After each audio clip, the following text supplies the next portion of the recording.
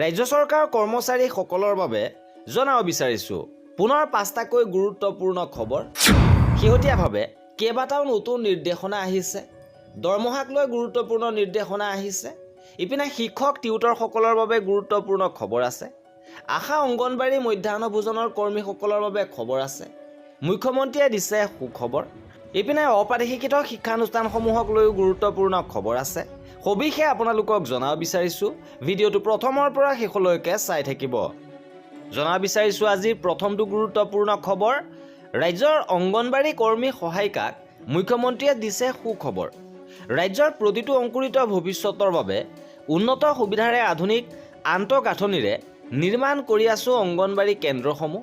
আৰু সেই কেন্দ্ৰসমূহত আমাৰ শিশু সন্তানসকলক লালন পালন কৰাৰ বাবে নিয়োজিত কৰিছোঁ শ্ৰদ্ধাৰ কৰ্মী সহায়িকাসকলক।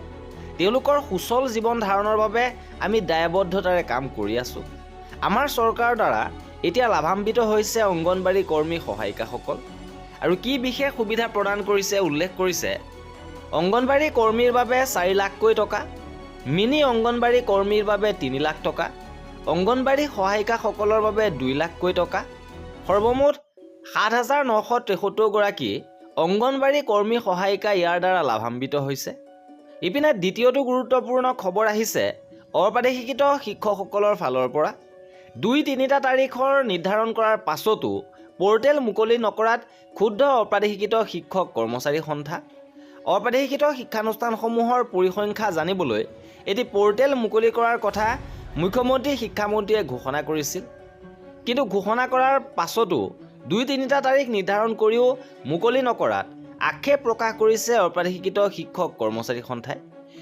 ইফালে আৰম্ভণিৰ পৰা মেট্ৰিক হায়াৰ ছেকেণ্ডেৰীৰ পৰীক্ষাত চৰকাৰী প্ৰাদেশিকৃত শিক্ষকসকলৰ দৰে নিষ্ঠা সততাৰে অপ্ৰাদেশিকৃত শিক্ষকসকলেও দায়িত্ব পালন কৰি অহাৰ পাছতো মুখ্যমন্ত্ৰীৰ প্ৰত্যক্ষ নিৰ্দেশত অপ্ৰাদেশিকৃত শিক্ষক সমাজক চৰমভাৱে অপমান কৰা হৈছে বুলি মন্তব্য প্ৰকাশ কৰিছে। লগতে সংস্থাটোৰ ফালৰ পৰা বিধানসভাৰ নিৰ্বাচনৰ অধিসূচনা জাৰিৰ আগে আগে ভেঞ্চাৰ স্কুল প্ৰাদেশিকৰণ হ'বনে নহয় সেই কথা স্পষ্ট কৰিবলৈ মুখ্যমন্ত্ৰী শিক্ষামন্ত্ৰীক আহ্বান জনাইছে।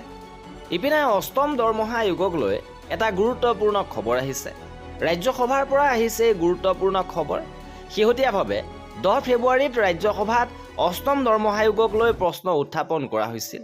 ইয়াত প্ৰশ্ন কৰা হৈছিল যে কেন্দ্ৰীয় চৰকাৰে কৰ্মচাৰীৰ দৰমহা ভাত্তা পেঞ্চন আৰু সেৱাৰ অৱস্থা পৰ্যালোচনা কৰিবলৈ গঠন কৰা 8ম কেন্দ্ৰীয় দৰমহা আয়োগৰ বৰ্তমানৰ স্থিতি, CPCৰ দ্বাৰা পৰ্যালোচনাধীন মূল ক্ষেত্ৰসমূহ য'ত আছে পে স্কেল, ভাত্তা আৰু পেঞ্চনৰ গাঁথনিৰ প্ৰস্তাৱিত পৰিৱৰ্তন, CPCৰ প্ৰতিবেদন আৰু চৰকাৰৰ পৰামৰ্শসমূহ কাৰ্যকৰী কৰাৰ বাবে ৰুডমেপ দাখিলৰ বাবে প্ৰস্তাৱিত সময়সীমা আৰু কেন্দ্ৰীয় বাজেটত CPCৰ পৰামৰ্শসমূহ কাৰ্যকৰী কৰাৰ বিত্তীয় প্ৰভাৱৰ মূল্যায়ন মন্ত্ৰালয়ে কৰিছে নেকি, যদি কৰিছে তাৰ সবিশেষ।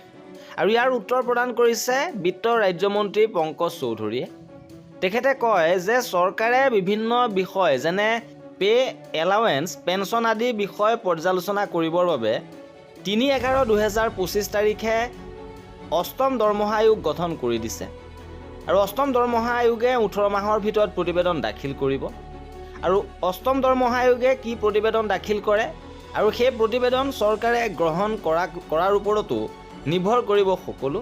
8ম দৰমহা আয়োগৰ প্ৰতিবেদন দাখিল কৰাৰ পাছতহে ইয়াৰ বিত্তীয় প্ৰভাৱৰ বিষয়ে জানিব পৰা যাব। এইবাৰ জনাব বিচাৰিছোঁ দৰমহা সংক্ৰান্তত DDO সকললৈ আহিছে কঠোৰ নিৰ্দেশ। Office of the inspector of school দৰঙৰ ফালৰ পৰা এই অৰ্ডাৰটো প্ৰেৰণ কৰিছে। ইয়াত উল্লেখ কৰা হৈছে যে কিছুমান বিদ্যালয়ৰ মুৰব্বীয়ে এতিয়াও ব্যক্তিগত কম্পিউটাৰ কৰ্মীৰ সেৱা গ্ৰহণ কৰি তেওঁলোকৰ মাহিলী দৰমহাৰ বিল আৰু অন্যান্য আৰ্থিক বিল প্ৰস্তুত কৰি আছে। আৰু তেওঁলোকক ডিজিটেল স্বাক্ষৰ বাবে তেওঁলোকৰ DDO ডংগল ব্যৱহাৰ কৰিবলৈ অনুমতি প্ৰদান কৰিছে।